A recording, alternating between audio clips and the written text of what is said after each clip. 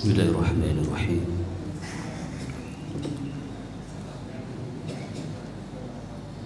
Assalamualaikum warahmatullahi wabarakatuh.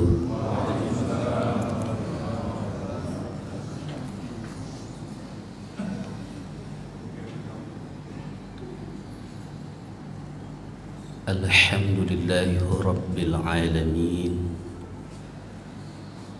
Assalatu wassalamu ala asrafil anbiya'i wal mursalin wa ala alihi wa ashabihi ajma'in, amma ba'd.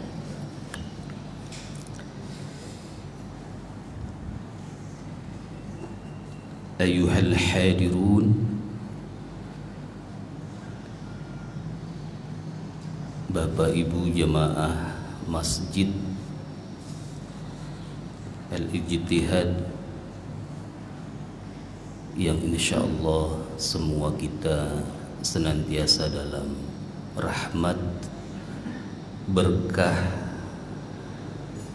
dan kasih sayang Allah Azza wa Jalla, dan mudah-mudahan Allah mencintai kita dan kita pun tetap dalam keadaan cinta kepadanya.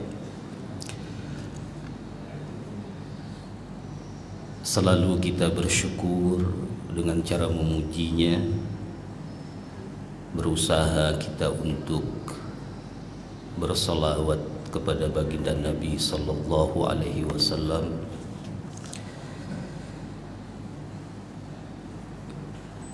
Mudah-mudahan itu semua menghadirkan istiqomah pada diri kita untuk berjalan di atas syariat yang telah Allah Subhanahu wa ta'ala peruntukkan bagi kita orang-orang yang beriman, insyaallah. Di pagi yang berkah ini, Bapak Ibu yang dimuliakan oleh Allah, kita memohon kepada Allah, Allahumma sallimna wal muslimin, Allahumma a'zal islam wal muslimin, Allahumma ansur ikhwanana al mujahidin fi Gaza Palestin,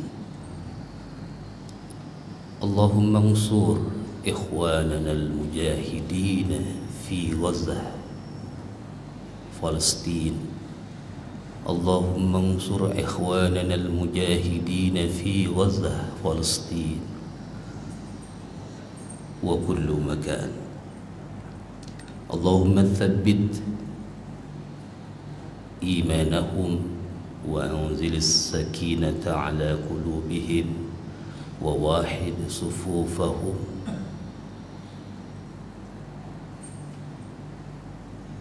waj'alhum istiqamah wa sabra. Amin ya Allah ya rabbal alamin. Rabbana atina fid dunya hasanah wa fil akhirati hasanah wa qina adzabannar. Jemaah sekalian yang dirahmati oleh Allah Subhanahu wa ta'ala, sebagaimana yang kami sampaikan pada perjumpaan yang lalu, bagaimana mungkin bisa kita pontang-panting sibuk dalam upaya untuk menggenggam, mendapatkan, bahkan menguasai dunia ini, namun kemudian kita melupakan pemilik dunia. Tidak ada kata lain yang pantas menggambarkan hal tersebut selain kata kebodohan. Dan itulah kemudian Allah mengutus Rasulullah sallallahu alaihi wasallam karena faktor kejahilian. Hadirin yang dirahmati oleh Allah Subhanahu wa ta'ala, Padahal Allah Subhanahu wa ta'ala telah menyiapkan jalan-jalan kemudahan yang bisa kita tempuh dalam hidup ini. Ya Bapak Ibu, jalan-jalan yang Allah berikan jaminan atau garansi, kepastian, jalan yang indah, yang penuh langsung dengan bimbingan Sang Maha Pemilik, Sang Maha Penguasa, Sang Maha yang menentukan. Karena sejatinya Bapak Ibu yang dirahmati oleh Allah Subhanahu wa ta'ala, manusia diciptakan oleh Allah Subhanahu wa ta'ala tidak untuk menyelesaikan masalah atau mampu menghadirkan solusi dengan kemampuan dirinya, tidak. Allah tidak meminta itu kepada ciptaannya, melainkan Allah Subhanahu wa ta'ala yang meminta agar makhluknya melibatkan Dia. Innani anallahu la ilaha illa ana fa'budni wa aqimis salah li dzikri. Sesungguhnya aku adalah Allah. Begitu Allah Subhanahu wa ta'ala menegaskan dirinya dalam surat Thaha ayat 14. Tidak ada Tuhan selain aku, maka sembahlah aku dan tegakkanlah salat untuk mengingatku. Hadirin jamaatul muslim rahimakumullah, wahai seluruh manusia, ketahuilah sesungguhnya aku ini adalah Allah Tuhanmu, dan sungguh tidak ada Tuhan pencipta alam raya yang layak disembah selain aku. Maka berimanlah kepadaku, sembahlah aku, kata Allah. Lalu kemudian laksanakanlah salat untuk mengingatku, dan tetaplah kalian bersyukur hanya kepadaku. Hadirin yang dirahmati oleh Allah Subhanahu wa ta'ala, ini merupakan prinsip utama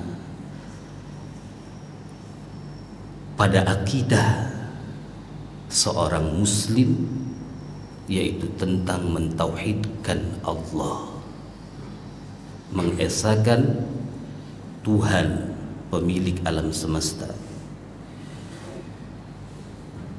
Wa qala rabbukum ud'uni astajib lakum. Kemudian Tuhanmu berfirman, berdoalah kepadaku, niscaya aku akan perkenankan bagimu apa yang kamu harapkan. Innal ladzina yastakbaruna an ibadati sayadkhuluna jahannam dakhirin. Sesungguhnya orang-orang yang menyombongkan diri tidak mau beribadah kepadaku akan masuk ke dalam neraka jahanam dalam keadaan hina dina.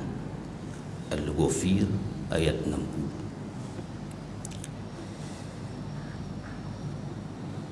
Hadirin yang dirahmati oleh Allah Subhanahu wa ta'ala,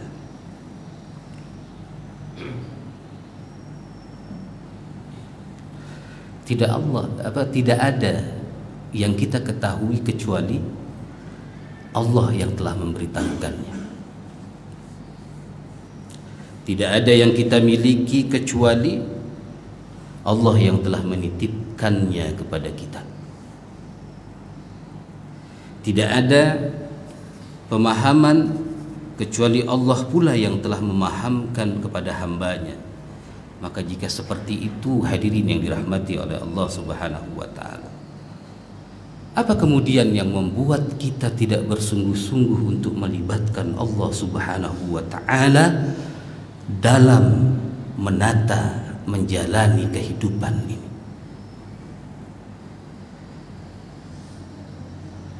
Padahal semuanya Allah yang maha dari apa yang kita butuhkan. La haula wa la quwwata illa billahil aliyyil azim.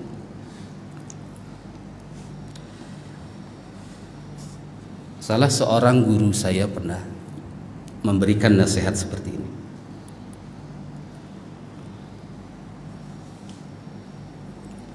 Adri, sebesar apapun penghasilanmu, jika Allah tidak mencukupinya, maka dia tidak akan cukup. Sebesar apapun penghasilan kalian, sebesar apapun penghasilan kita, jika Allah tidak hendak mencukupinya, maka dia tidak akan pernah cukup.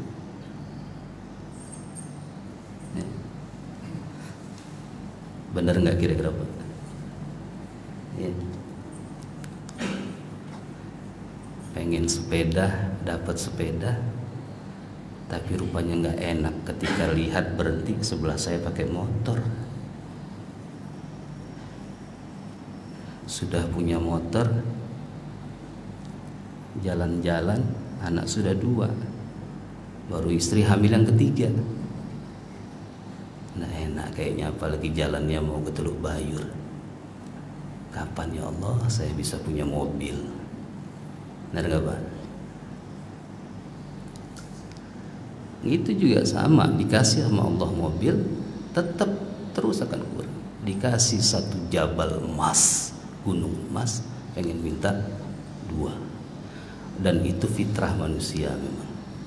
Makanya kalau fitrah kita nggak kita kontrol dengan syariat, kita tidak pernah menjadi hamba yang bersyukur. Namun sebaliknya Adri, seberapapun minimnya penghasilanmu dalam ukuran manusia, kata guru saya, jika Allah mencukupi maka semuanya akan menjadi cukup. Dan memang kadang-kadang dalam hidup ini ya Allah ya Rabb, ketika saya datang 20 tahun yang lalu ke Berau, saya masih ingat, saya datang dari Sumatera dengan membawa tas 1 yang isinya tidak lebih dari 3 setel pakaian, dengan 1 selendang dan 2 sarung. Tambah 1 kresek yang isinya sendal dan sepatu. Ya ada beberapa buku yang saya bawa. Begitu datang ke Berau. Atau mungkin ada yang pernah datang habis lahir sudah pakai cincin emas, kalung emas, atau sudah berpakaian. Nah ada. Seberapapun kekurangan kita, tapi kalau Allah hendak mencukupi, maka ia akan menjadi cukup. Dan ini adalah satu kalimat yang begitu bermakna dalam kehidupan. Memang boleh jadi tidak mutlak sepenuhnya benar kata guru saya ini, enggak. Tapi ada hal yang berbobot yang mengandung dalam makna perkataannya. Betapa sesungguhnya ketika Allah hadir dengan kita, maka itulah yang membuat rasa menjadi bahagia. Jadi bukan tentang banyak sedikit, bukan tentang kelapangan atau kesempitan, bukan tentang kemampuan atau tidak mampu. Tapi yang harus kita perhatikan adalah bagaimana tentang kebermanfaatan atau kesia-siaan. Kalau seandainya kita memiliki banyak tapi itu justru menjadikan sia-sia, alangkah lebih baik sedikit tapi bermanfaat.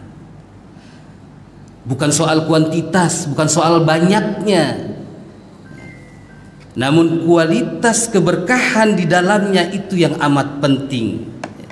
Meskipun boleh jadi banyak besar, kemudian kualitasnya baik, berkah itu lebih utama. Namun ingat Bapak Ibu yang dirahmati oleh Allah Subhanahu wa taala, sedikit berkah itu jauh lebih utama daripada bersanding dengan kata banyak yang kemudian tidak berbalut dengan keberkahan. Sungguh, apa yang sedikit namun mencukupi lebih baik daripada segala yang banyak tapi kemudian ia melalaikan. Maka dulu ketika guru saya mengajarkan, lihat perbedaan istidraj dengan nikmat. Sederhana saja melihatnya. Kalau kita diberikan oleh Allah Subhanahu wa taala sesuatu yang dapat mencukupkan pemenuhan kebutuhan kita, baik jasad atau rasa pada diri kita, lalu kemudian dengan itu ia dapat menjadikan kita lebih taat kepada Allah Subhanahu wa taala, insyaallah itu nikmat. Tapi ketika Allah Subhanahu wa taala memberikan kemudahan demi kemudahan, kecukupan demi kecukupan, bahkan kemampuan yang lebih besar daripada itu, tapi kemudian itu mengurangi ketaatan kita kepada Allah Subhanahu wa taala, hati-hati. Kuncinya itu saja. Dulu waktu nggak jadi pejabat, rajin ke masjid. Begitu sudah jadi pejabat, jarang muncul di masjid umpamanya. Ustaz, tapi kan kita harus baik sangka, mungkin lagi DL. Iya, insyaallah kita harus baik sangka. Ini cuma untuk pengingat. Hadirin yang dirahmati oleh Allah Subhanahu wa taala, sungguh ya, apa yang sedikit namun mencukupi lebih baik daripada segala yang banyak tapi dapat melalaikan. Dan berkah itulah yang saat ini hilang Bapak Ibu yang dirahmati oleh Allah Subhanahu wa taala dari kehidupan kita sebagai orang-orang yang telah beriman. Karena ukuran kemuliaan yang kita jadikan standarnya dalam kehidupan ini tidak menggunakan kacamata iman, tapi menggunakan kacamata kebanyakan manusia.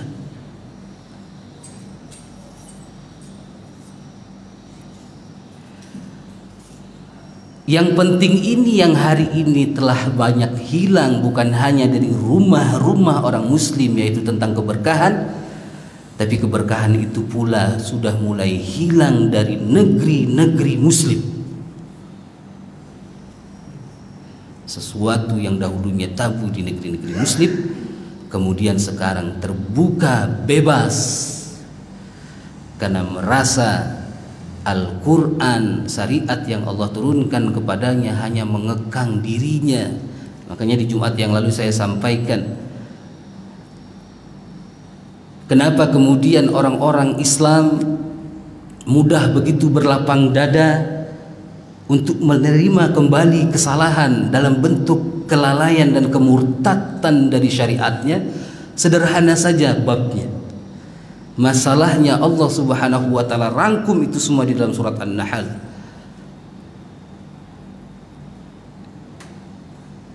Kata Allah, fa innahu mustahabbul hayatad dunya 'alal akhirah.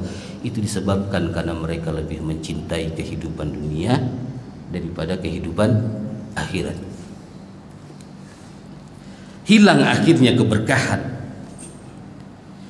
sehingga negeri yang harusnya gemah lipah loh jenawi, gemah ripah loh jenawi, tonto tentrem, baldatun thayyibatun wa rabbun ghafur, makmur dengan sumber daya yang begitu melimpah, tapi tidak sedikit yang gagal dalam memakmurkan rakyat.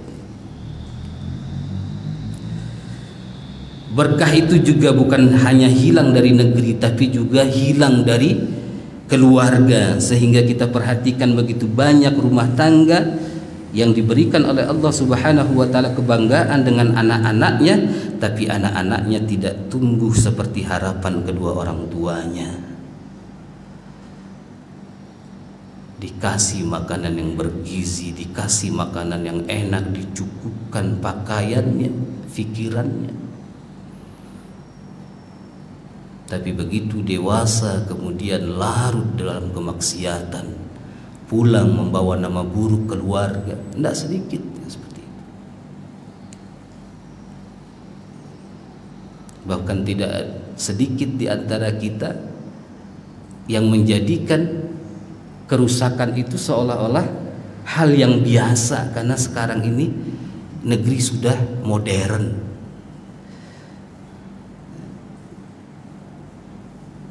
Tidak malu lagi untuk melakukan maksiat.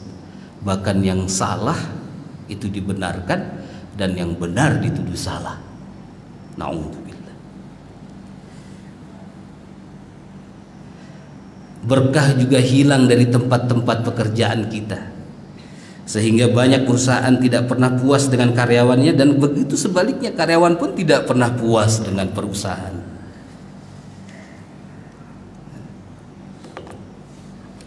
Bapak Ibu yang dirahmati oleh Allah Subhanahu wa taala, berkah itu kemudian hilang, sehingga banyak di antara kita yang berkecukupan tapi tidak merasa bahagia sedikit pun. Kebayang sama Bapak Ibu, kalau ada manusia yang hidup lebih dari 20 tahun dimudahkan secara finansial oleh Allah Subhanahu wa taala, lalu kemudian karena satu kesalahan mungkin yang dia anggap Allah tidak adil, dia mengatakan, tidak pernah selama 20 tahun ini saya hidup dalam kebahagiaan. Padahal kejemur matahari aja jarang. Keluar dari rumah, masuk ke mobil, sampai ke tempat kerja dingin terus. Lalu kemudian tiba-tiba kufur nikmat, hilang nikmat, merasa tidak ada kebahagiaan selama ini. Kenapa? Karena yang menjadi tolak ukurnya kebahagiaan itu adalah buatnya kebebasan. Itu masalahnya. Rupanya selama ini terkekang, tidak ada kebebasan. Kebebasan yang dimaksud adalah kebebasan untuk memberikan sebesar-besarnya keinginan hawa nafsunya. Na'udzubillahi min dzalik. Hadirin yang dirahmati oleh Allah Subhanahu wa taala, berkah hilang sehingga banyak orang-orang yang cerdas namun tidak menjadi solusi. Kalau tadi rumah dianggap neraka, pasangan hidup dianggap sesuatu yang menyusahkan, tidak melihat di situ justru kekurangan satu di antaranya adalah celah-celah Allah Subhanahu wa taala menjadikan baginya pintu-pintu surga, tapi dia tidak bahagia dengan itu. Begitu juga orang banyak dihadirkan oleh Allah Subhanahu wa taala S1, S2, S3, kecerdasan yang bertumpuk-tumpuk, tapi tidak mampu menyelesaikan masalah demi masalah, sehingga menjadi solusi bagi permasalahan kita. Karena berkah itu hilang. Yang harusnya tatanan masyarakat itu menjadi kuat, di berbagai daerah banyak justru barisan anak-anak muda yang begitu mudah dan lemah tergoda dengan pikiran-pikiran sekulerisme dan lain sebagainya. Kalau kita perhatikan dengan kehidupan anak-anak kita saat ini, kalau kita tidak pandai-pandai untuk menjaga anak-anak kita, pikiran soal tentang Islam itu adalah solusi, nol, tidak ada. Kalau nggak kita jaga anak-anak kita, ada. Bahkan sesuatu yang mereka ketahui kebaikannya dari Islam, lalu kemudian mereka rasakan, tapi dia tidak hendak mengatakan itu dari Islam. Ini sesuai dengan logik. Allah Subhanahu wa taala menurunkan bencana kepada sebuah daerah, yang kita kedepankan apa? Tidak pernah kita mau mengevaluasi, jangan-jangan Allah marah, ini ada ketentuan dari Allah. Tidak. Pakai logika berpikir, memang lempengannya lagi sedang rusak, mas. maupun rusak kalau Allah Subhanahu wa taala katakan tidak, sebagaimana tadi banyak kalau enggak cukup kata Allah enggak, sedikit kalau kata Allah cukup. Tapi pikiran-pikiran anak muda sekarang lepas dari itu, dijauhkan dari agama.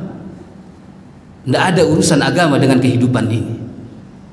Padahal Allah Subhanahu wa taala mengutus 25 nabinya, ditutup dengan Nabi sallallahu alaihi wasallam untuk menunjukkan sesungguhnya kalian tidak akan bisa hidup kalau tidak dengan agama. Dan agama yang aku kehendaki itu adalah agama yang aku turunkan sejak diciptakannya manusia sampai Rasulullah sallallahu alaihi wasallam. La ilaha illa ana fa'budni. Agama tauhid. Hadirin yang dirahmati oleh Allah Subhanahu wa taala. Mudah-mudahan di pagi yang berkah ini, hari Ahad ini, kita bareng-bareng yuk sama-sama mengevaluasi kembali diri kita, ajak istri dan anak-anak kita, keluarga kita utamanya. Karena pasti kita punya keinginan pencapaian dalam kehidupan ini. Apa sih yang kita kejar? Ya, Bapak Ibu yang dirahmati oleh Allah, apa yang kita kejar? 20 tahun yang lalu juga saya masih menanyakan diri saya, Dri, apa yang kamu kejar? Begitu juga sebelumnya. Sekarang sudah 50 tahun terasa. Siapa yang sudah 70 tahun? Apa sih yang mau dikejar?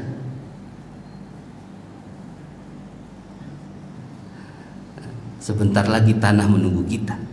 Apa yang mau kita cari, Bapak Ibu yang dirahmati oleh Allah Subhanahu wa taala? Tapi ingatlah, apapun itu semua yang ingin kita usahakan, kita harus memiliki tujuan utama dalam kehidupan ini.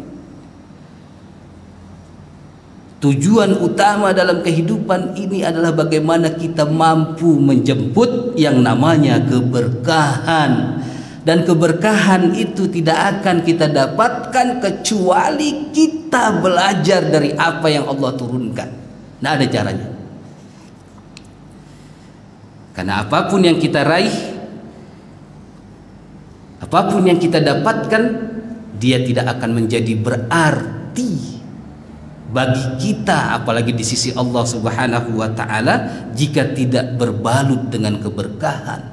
Jangan sampai usia yang 70 tahun ini kemudian Allah Subhanahu wa taala tidak memberikan ampunan kepada kita. Bukankah kita selalu mengatakan kepada Allah, ya Allah, Rabbana atina fid dunya hasanah wa fil akhirati hasanah wa qina adzaban nar.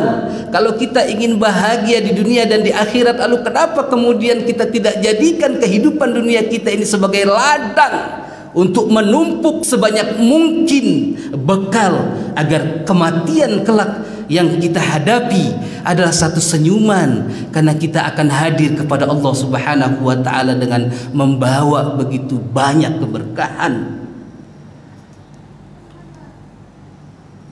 Bapak Ibu yang dirahmati oleh Allah Subhanahu wa taala, mudah-mudahan kita bisa mengingat-ingat kembali bahwa hidup yang berkah bukan tentang panjang atau pendeknya usia, tapi seberapa mampu kemudian kita mengoptimalkan usia kita untuk melakukan kebaikan demi kebaikan. Rezeki yang berkah bukan tentang banyak atau sedikitnya rezeki, tapi seberapa mampu kemudian kita bersabar dan bersyukur.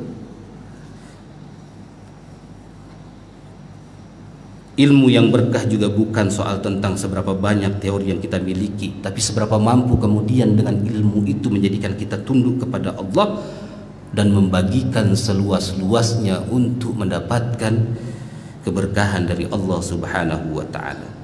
Maka Bapak Ibu yang dirahmati oleh Allah Subhanahu wa taala, akhirnya mari yuk sama-sama, saya ngajak diri saya juga, ngajak kita semua, ngajak istri dan anak-anak, agar semua kita jadikan standar ketika melakukan tindakan dalam aktivitas kehidupan ini. Apakah ia ada keberkahan di dalamnya? Ini visi hidup kita, agar Allah Subhanahu wa taala mencintai kita. Wallahu a'lam bishawab. Mudah-mudahan ini bermakna